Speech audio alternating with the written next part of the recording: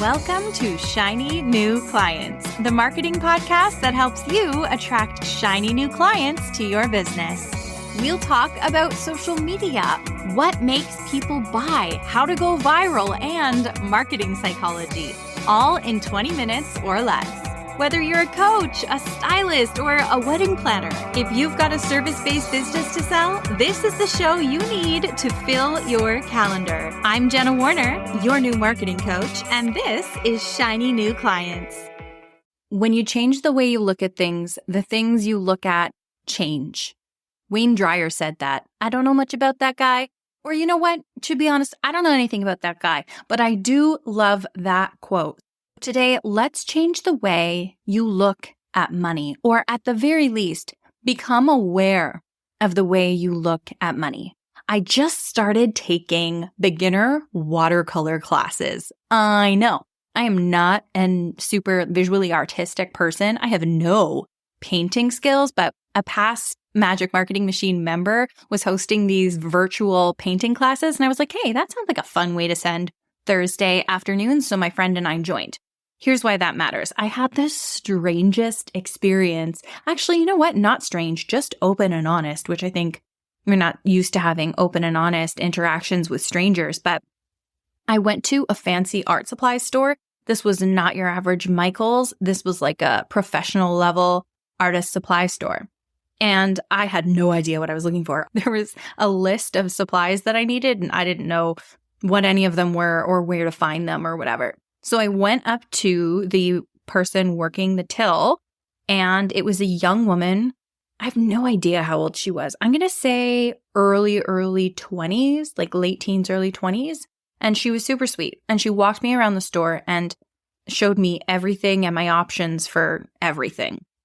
And I didn't go into this penny pinching at all because I knew that I was going to be buying some expensive supplies, but it's part of this new fun thing that I'm doing. It's this Thursday night activity. Like I was aware that I was going to have to drop some coin to get professional quality materials.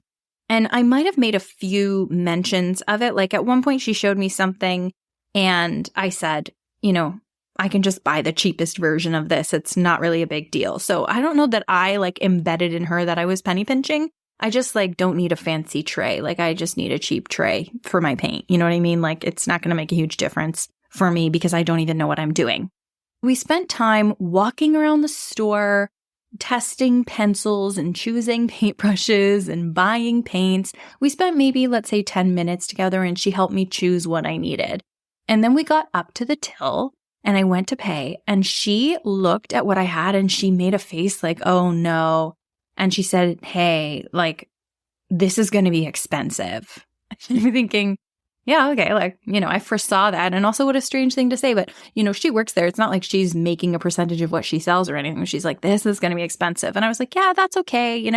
I look at it like an investment in an activity because sure, this might cost some money, but it's going to give me something to do every Thursday and I get to learn a new skill.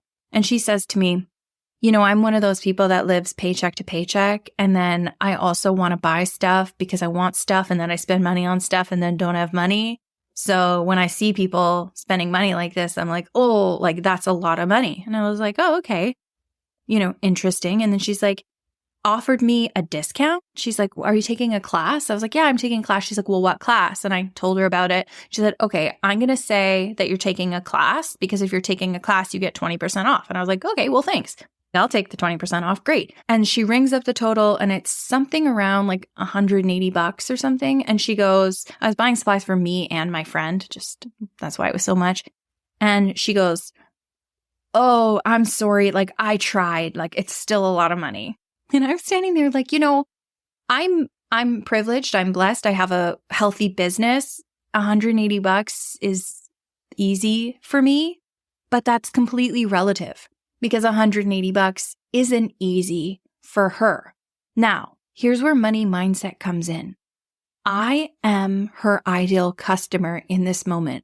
I am happy to spend $180. I want these supplies. I've found what I need and I'm happy. We didn't need to have any conversation at all about this being expensive. We didn't need to talk about it because I wasn't feeling that. She, in this instance, working for the business, and by the way, I'm not shading her. I was just fascinated by this interaction. She's working for the business and she's thinking that the ideal client is the same as her and we're not. And at this point, I invite you to think about that. Are you your ideal client or are you not? Right now, I am not my ideal client. Like for Magic Marketing Machine, I am not my ideal client. Typically, my ideal clients in their first 5 years of their business, they don't know how to market themselves, or they are marketing themselves, but they're not making enough sales. So I'm not that person anymore. It's okay if you are or you aren't your ideal client. It's okay if you're in the same tax bracket or you aren't as your ideal client.